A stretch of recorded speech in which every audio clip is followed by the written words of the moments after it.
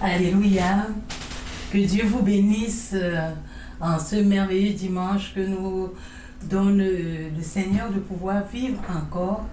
Vous êtes les bienvenus au ministère Restauration de l'âme, un ministère international qui s'étend dans le monde entier. Amen. C'est un réel plaisir pour moi de partager la parole de Dieu avec vous encore en cette journée. Et je t'encourage, toi qui m'écoutes, à prendre la bonne position, sachant que Dieu a quelque chose pour toi. Je veux remercier le Seigneur pour ce temps et je veux dire merci à mon époux qui me donne la possibilité de partager la parole de Dieu avec vous. Je bénis le nom du Seigneur et que vraiment sa volonté se fasse en ce dimanche. Amen. Aujourd'hui, nous parlerons de quelque chose de merveilleux que Dieu a déposé sur mon cœur, du nom de l'Éternel qui est une tour forte. Amen. Quand nous parlons des noms, on se rend compte que les noms sont souvent des désignations qu'on donne à des humains ou à des objets pour les caractériser, pour les différencier. Amen. C'est ainsi que nous allons voir que selon la conception biblique, les noms étaient souvent assignés soit selon le destin que la personne devait accomplir, soit selon une affiliation. C'est l'exemple qu'on peut voir avec Adam. Et lorsqu'on voit Adam et Ève, dans leur étymologie explicative, on se rend compte qu'Adam signifie tout simplement Adama, poussière. Tandis que Ève, qui est Hawa, Aïa, signifie vivant, celle qui donne la vie. Amen. Et quand nous considérons la première famille, selon la Bible, qui a existé sur la terre, on se rend compte que Adam signifie terreux, donc celui-là qui est tiré de la poussière. Ève signifie celle qui donne la vie. Caïn, c'est celui qui a été acquis par Dieu. Et Abel, c'est le plus brumeux. Et si nous voyons Seth, le nom qu'on va donner à Seth, c'est tout simplement la relève. Amen. Donc, ce qui montre que les noms ont une signification. Et si nous continuons dans la parole de Dieu, nous allons nous rendre compte que, par exemple, Abraham, qui avec la racine Av, Abraham, Av signifie père et Ram qui signifie haut, père élevé, ou bien futur père d'une multitude, parce que le nom Abraham va être changé en Abraham qui deviendra le père d'une multitude. Amen. Et si nous continuons dans la parole de Dieu, on va voir par exemple Ésaü qui signifie velu, Jacob qui signifie celui-là qui talonne. Amen. Donc les noms ont toujours eu des significations. On ne donne pas le nom en vain. Le nom a une signification. Amen. Et c'est dans cette façon de voir que nous allons voir le nom de l'Éternel qui est une tour forte. Pourquoi peut-on dire que le nom d'Éternel est une tour forte et comment le nom d'Éternel est une tour forte pour nous en ce temps-ci? Amen. Nous allons essayer de répondre à ces deux questions pendant notre partage de cette journée. Amen. Bien, on se rend compte que lorsqu'on rentre dans la parole de Dieu, voici ce que le passage nous dit. Je vais inviter notre sœur Daphné à lire dans Proverbe 18, verset 10. Je lis au nom de Jésus, le livre de Proverbes, chapitre 18, verset 10. Il est écrit: Le nom de l'Éternel est une tour forte. Le juste s'y réfugie et se trouve en sûreté. Amen. Ici, on parle du nom de l'Éternel. L'Éternel qui signifie simplement celui qui n'a ni commencement ni fin. Amen. En grec, c'est ce que ça signifie. Et dans la conception hébraïque, et l'Éternel, ici, là, c'est Elohim, le vrai Dieu. Amen. Et ici, là, quand nous considérons la tour, quand on nous dit que l'Éternel, celui-là qui est le vrai Dieu, est comparé à une tour forte. La tour, c'est quoi? C'est tout simplement un bâtiment cylindrique qui était construit en hauteur et qui dominait un édifice, soit un château, soit une grande maison. Et les tours ont apparu à la préhistoire dans les années 2500-2300 en Écosse, puis en Arcade. Et c'était des bâtiments qui servaient fait à fortifier les murailles, à fortifier les villes ou les forteresses. Et la tour avait cet avantage, c'est qu'elle était un lieu stratégique de guerre. Elle était la preuve de l'affirmation politique du pouvoir de celui-là qui dirigeait. Amen. Et la tour permettait aussi de voir au loin. Lorsque la ville était construite, on construisait la ville à la hauteur et on mettait la tour. C'était un peu un lieu qui permettait de voir plus loin, de percevoir les choses plus loin. Amen. La tour était assimilée à la puissance. Et quand le psalmiste utilise ici la tour, comparer Dieu à la tour, c'est pour montrer tout simplement la puissance de Dieu, la puissance du nom de Dieu. Et ici, il va avoir une révélation. Une révélation du nom de Dieu. Une révélation parce que Dieu se révèle par son action, par sa nature et par son histoire.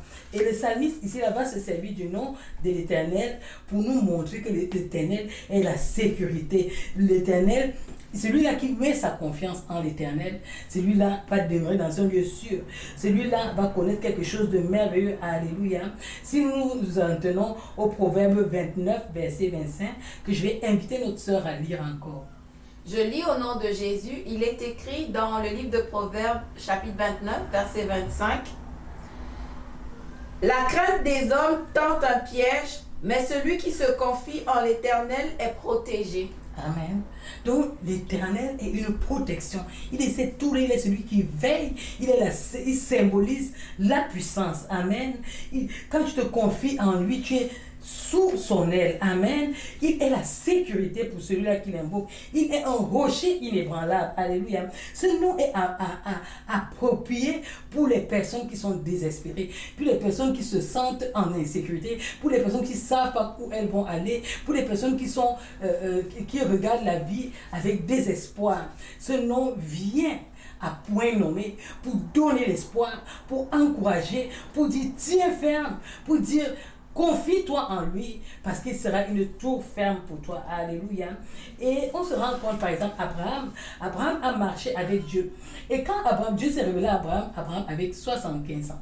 Il a marché avec Dieu. Mais c'est 25 ans plus tard. Dieu lui a fait des promesses quand elle a 75 ans. Mais c'est 25 ans plus tard que ces promesses vont venir s'accomplir. Les promesses vont s'accomplir dans la vie d'Abraham, dans Genèse chapitre 17 verset 1 que je vais inviter ma sœur à lire. On va voir quelque chose, toi et moi. Je lis au nom de Jésus dans le livre de Genèse chapitre 17 verset 1. Il est écrit: Lorsqu'Abraham fut âgé de 99 ans, l'Éternel apparut à Abraham et lui dit: Je suis le Dieu Tout-Puissant. Marche devant ma face et sois intègre. Alléluia. Tu marches avec Dieu. Tu es enfant de Dieu. Tu ne sais pas le Dieu avec qui tu marches. Tu marches comme tu veux parce que vous allez vous rendre compte que entre la première apparition de Dieu à Abraham et la seconde apparition de Dieu à Abraham, Abraham vivait d'une manière étrange. Abraham était celui-là qui mentait. Abraham était celui-là qui vivait dans n'importe quoi. Il était capable de laisser sa femme aller coucher avec des rois, aller dormir sous le sein, pas coucher, dormir sous le sein des rois parce qu'il avait peur. Amen. Mais ici, là, la donne va changer. Dieu va venir se révéler à lui. Il va lui dire: marche devant moi. Je suis l'Éternel ton Dieu. Alléluia. Sois intègre, Abraham. Arrête d'aller à gauche et à droite. Je suis celui-là qui n'a ni commencement ni fin. Je suis le vrai Dieu. Alléluia. En fait, la vie d'Abraham ici, cette révélation nous enseigne que Dieu peut te parler à ce moment.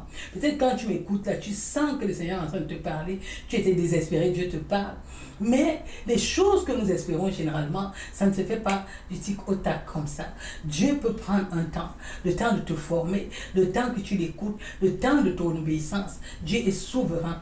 Ça ne veut pas dire que si les choses qu'il t'a promis ne s'accomplissent pas, qu'il ne les a pas promis, ça tout simplement, ça veut dire que il faut apprendre à être patient devant Dieu. Alléluia. Et ça peut te prendre que les gens sont moquent de lui. Imaginez-vous Abraham à 100 ans. C'est là que tu viens concevoir un enfant.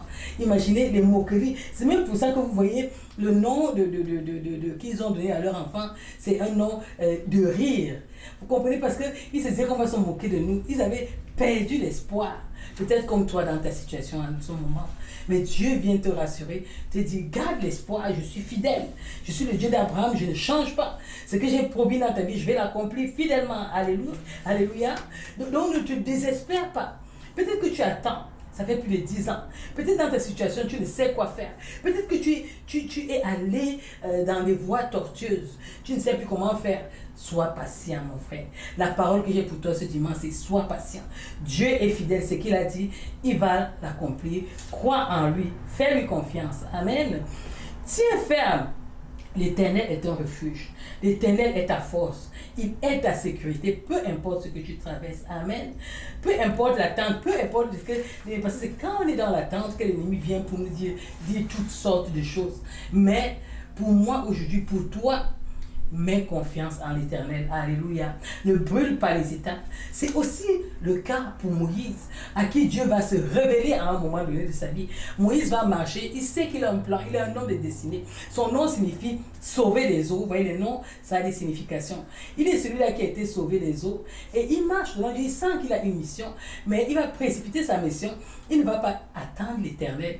Il va tuer quelqu'un jusqu'à ce qu'il va aller errer. Et c'est dans le désert que Dieu va se révéler à lui. Alléluia. Regardez ce que la parole de Dieu nous dit dans Exode chapitre 3 versets 13 à 15. Je lis au nom de Jésus dans le livre d'Exode chapitre 3 de versets 13 à 15. Il est écrit: Moïse dit à Dieu, j'irai donc vers les enfants d'Israël et je leur dirai, le Dieu de vos pères m'envoie vers vous.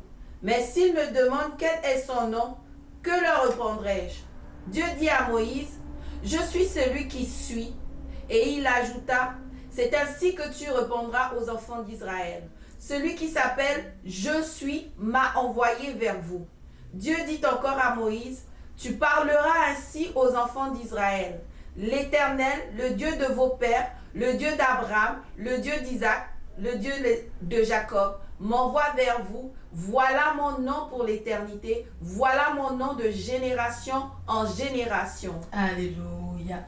Vous allez voir, si on revient en arrière, que Dieu s'était révélé par le passé. Dans Genèse 33, verset 20, il avait donné un nom à Jacob. Il lui avait dit que je suis El Elohim Israël, le Dieu fort d'Israël, le Dieu puissant d'Israël, le Dieu, ton Dieu, alléluia, le Dieu d'Israël. Mais ici, là, Dieu va apporter une autre révélation de lui. Il est celui qui est. Il est celui qui suit. Il est présent. Il est porteur. Moïse devient un porteur d'une autre révélation de Dieu. Le Dieu qui s'identifie aux générations. Le Dieu d'Isaac, de Jacob, d'Abraham. Alléluia. Le Dieu qui va de père en fils. Alléluia. Le Dieu qui est fidèle à ses promesses. Le Dieu qui ne s'arrête pas à un homme.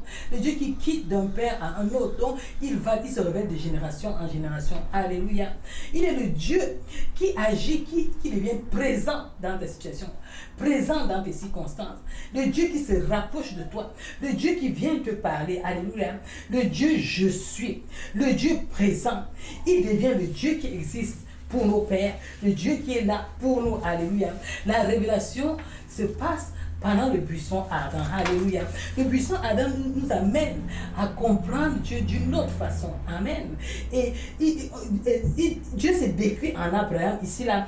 Mais pour toi, en Moïse, Pour toi, qui est Dieu? Est-ce un Dieu loin? Est-ce un Dieu proche? Comment? Quelles sont les attributions que tu donnes à Dieu? Parce que c'est en croyant à ces attributions-là que tu sauras vers qui te tourner, tu sauras vers qui faire confiance, tu ne connaîtras qui tu invoqueras dans tes prières. Amen. Le Dieu qui se révèle, alléluia, le Dieu qui inspire la crainte. Parce que quand Moïse veut s'approcher du puissant Adam, Dieu lui dit ne t'approche pas, parce que celui est un lieu saint. Le Dieu qui est saint, alléluia, enlève tes sandales qui symbolisent l'impureté, alléluia. Le Dieu qui garde les alliances, parce qu'il dit qu'il s'est réveillé à Abraham, il s'est réveillé à Isaac, il s'est réveillé à Jacob. Donc c'est un Dieu qui garde des alliances de père en fils, alléluia. Un Dieu, ça montre la fidélité de Dieu, un Dieu qui est compatissant. En Exode 3, versets 7 à 8, il se révèle comme le Dieu qui est compatissant, alléluia. Un Dieu qui est proche. Pendant 400 ans, le peuple d'Israël était éloigné de Dieu, vivait dans le désert. Mais Dieu va venir se révéler ici comme le Dieu présent, comme le Dieu qui est là, comme le Dieu qui vient, qui s'approche, le Dieu libérateur qui vient les libérer de l'esclavage, alléluia. Le Dieu qui ordonne aux gens, à son peuple, de participer à son dessein glorieux, alléluia. Le Dieu qui se révèle dans ce passage de Exode 3, versets 13 à 15. Met en évidence la nature de Dieu, le Dieu je suis, alléluia. Et ce nom revêt l'autorité de Dieu à ce temps-là, amen. Et Dieu ici se révèle aussi comme quelqu'un qui est atemporel, le Dieu qui existe par lui-même, alléluia, le Dieu qui crée, un Dieu indépendant, un Dieu qui n'a pas besoin d'aide, un Dieu que pour résister, il n'a pas besoin de toi, un Dieu qui accomplit sa volonté, un Dieu immuable, un Dieu qui peut changer les conditions, qui change la condition d'Israël d'ailleurs, un Dieu, alléluia, qui conçoit des plans et ces plans sont sans altération et il les accomplit, alléluia. Et ces plans sont originaux, ces plans, il est le réconfort d'Israël, alléluia. Le nom de Dieu ici là incarne l'espoir, incarne l'assurance, incarne la confiance. Le nom de Dieu ici là est une tour, un tour, il se déclare comme le Dieu tout-puissant dans Exode 6 verset 3, celui-là qui peut tout. Le nom de Dieu définit la personnalité de Dieu. Ça on va le lire par exemple dans Exode 34 verset 5 à 7. Dieu se définit sa personnalité, ce qu'il est. Ma bien-aimée, est-ce que tu peux lire ce passage pour nous? Amen. Je lis au nom de Jésus dans le livre d'Exode, chapitre 34, versets 5 à 7. Il est écrit: L'Éternel descendit dans une nuée, se tint là auprès de lui et proclama le nom de l'Éternel. Et l'Éternel passa devant lui et s'écria: L'Éternel, l'Éternel, Dieu miséricordieux et compatissant, lent à la colère, riche en bonté et en fidélité. Alléluia. On découvre un autre Dieu ici, alléluia. Il se définit lui-même. Il dit qu'il est l'Éternel. Il est miséricordieux. Il est compatissant. Il est lent à la colère. Il est riche en bonté. Il est fidèle. Et il conserve son amour jusqu'à 1000 générations. Alléluia. Quel Dieu merveilleux. Un Dieu qui ne change pas. Un Dieu qui est là. Un Dieu qui est immuable.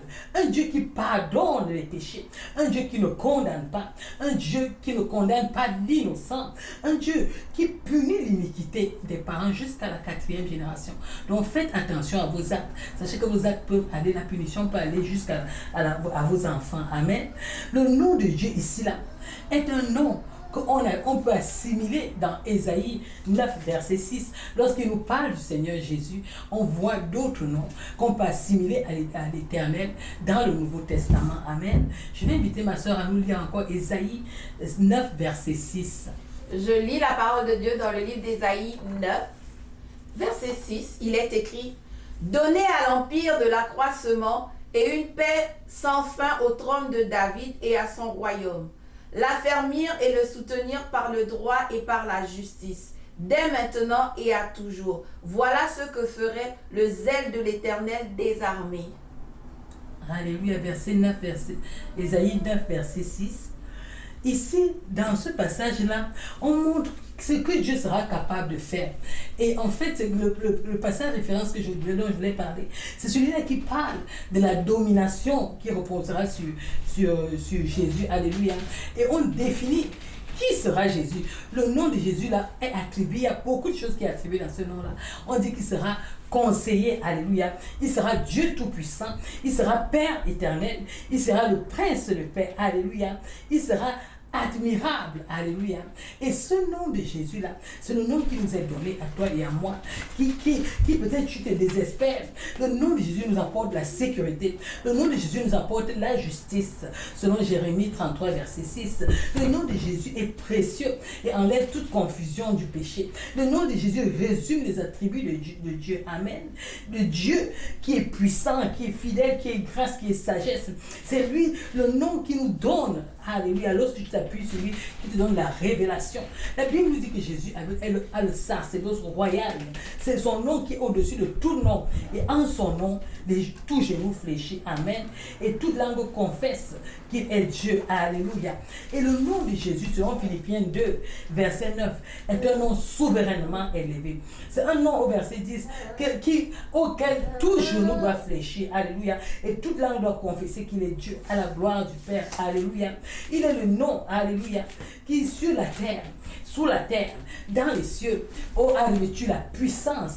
Et en ce nom-là, alléluia, les dominations s'agenouillent, les autorités s'abaissent, la puissance, toutes les puissances de ce monde s'abaissent. C'est le nom qui revêt toute la dignité divine, alléluia, dans le présent et dans l'avenir.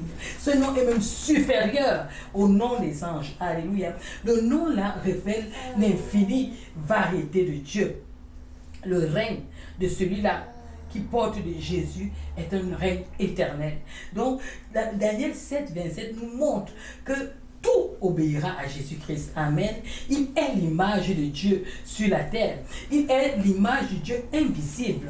Il est le premier-né de toute la création. Alléluia. Selon Colossiens 1, versets 15 à 16. Alléluia.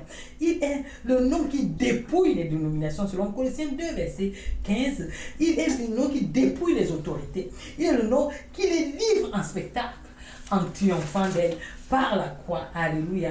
Ce nom qui, souverainement élevé, te donne le salut. Alléluia. Qui te donne la vie. Le nom qui te donne la justice. Le nom par lequel tu es sauvé. Le nom par lequel, alléluia, toi et moi nous pouvons connaître Dieu. Alléluia. Donc, c'est en ce nom-là, c'est le nom-là qui devient une tour pour toi qui est désespéré en ce moment. Ce nom-là devient une tour pour toi qui es perdu. Ce nom-là devient une tour, une protection, un refuge pour ceux-là qui ne savent pas avec qui se tourner, pour ceux-là qui ne savent pas avec qui partir, pour ceux-là qui ont perdu tout espoir, pour ceux-là qui ont perdu toute espérance. Le nom de Dieu, le nom de l'Éternel est une tour forte. Le nom de Jésus ici là te donne toute la puissance. Ça devient Dieu en action dans ta vie, dans tes conditions, dans ce que tu penses, dans ce que tu fais, dans ce que tu vis. Dieu en action. Alléluia. Dieu renversant les montagnes. Dieu te donne de triompher sur le péché. Dieu te donne de triompher de tes faiblesses. Dieu te donne de triompher. Dieu te donne de triompher de toutes les condamnations. Dieu te donne de triompher de tous tes oppresseurs. Dieu te donne de triompher de tout ce qui vient pour t'abattre. Dieu te donne de te relever. Dieu te donne, alléluia, la réussite. Dieu te donne d'espérer en lui. Il a dit que nous avons marché avec lui malgré les tribulations. Il sera là, il va te donner la victoire. Parce que en lui tu es fort. Alléluia. C'est de ce nom que je viens te parler ce dimanche. Est-ce que tu as connu ce nom? Ou bien est-ce que tu veux connaître ce nom? Voilà la question qui t'est posée. Si tu connais ce nom, est-ce que tu connais sa valeur? Est-ce que tu connais ses attributs? Est-ce que tu connais que le nom là n'est pas un nom qu'on prononce n'importe comment?